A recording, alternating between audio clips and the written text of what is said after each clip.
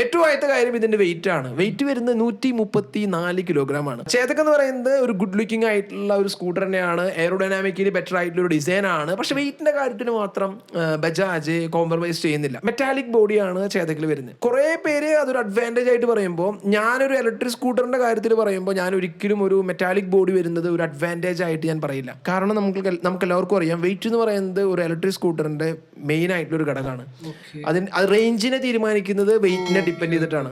134 kilo എന്ന് പറഞ്ഞത് ഒരു ഹെവി ആയിട്ടുള്ള ഒരു വെയിറ്റ് ആയിട്ട് എനിക്ക് തോന്നുന്നു. ഇനി ആ ഒരു സ്ഥാനത്ത് നമ്മൾ ഏതർ നോക്കുക, ഐക്യൂബ് ഒക്കെ നോക്കുകയാണെന്നുണ്ടെങ്കിൽ 118 കിലോ 119 കിലോ ഒക്കെ വെയിറ്റ് വരുന്നു. അതൊരു അഡ്വാൻറ്റേജ് ആയിട്ട് ആ ഒരു സ്കൂട്ടേഴ്സ് നമുക്ക് തോന്നിയിട്ടുണ്ട്. ഇനി എന്തുകൊണ്ട് ഈ പറയുന്ന ഏതറൊക്കെ ലൈറ്റ് വെയിറ്റ് ആയിട്ട് വരുന്നത് വെച്ചിട്ടുണ്ടെങ്കിൽ, ഏറ്റവും ആദ്യത്തെ കാര്യം ഏതറിൽ കുറെ അലുമിനിയം കമ്പോണൻസ് വരുന്നുണ്ട്.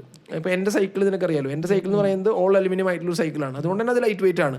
അതുപോലെ തന്നെ ബെറ്റർ ആയിട്ടുള്ള ഒരു മെറ്റീരിയൽ ആണ്. അങ്ങനെ ഏതർ എന്ന് പറയുന്നത് കുറെ കാര്യങ്ങൾ വെയിറ്റ് കുറയ്ക്കാൻ വേണ്ടിയിട്ട് അലുമിനിയം കമ്പോണൻസ് ഒക്കെ യൂസ് ചെയ്യുന്നുണ്ട്. ടി വി എസിന്റെ കാര്യം നോക്കുകയാണെന്നുണ്ടെങ്കിൽ ടി വി എസ് കൂടുതലും പ്ലാസ്റ്റിക് ആയിട്ടുള്ള കമ്പോണൻസ് ആണ് ബോഡി പാനൽസിൽ യൂസ് ചെയ്യുന്നത്. അതുകൊണ്ടാണ് ആ ഒരു ലൈറ്റ് വെയിറ്റ് എന്ന് പറയുന്ന ആ ഒരു കൺസെപ്റ്റ് എത്തിയിരിക്കുന്നത്. ഇനി ഇലക്ട്രിക് വെഹിക്കിളിന്റെ വെയിറ്റ് കൂടി കഴിഞ്ഞിട്ടുണ്ടെങ്കിൽ അടുത്തൊരു പ്രശ്നം എന്ന് പറയുന്നത് ടയർ ലൈഫ് കുറയും എന്നുള്ളതാണ്.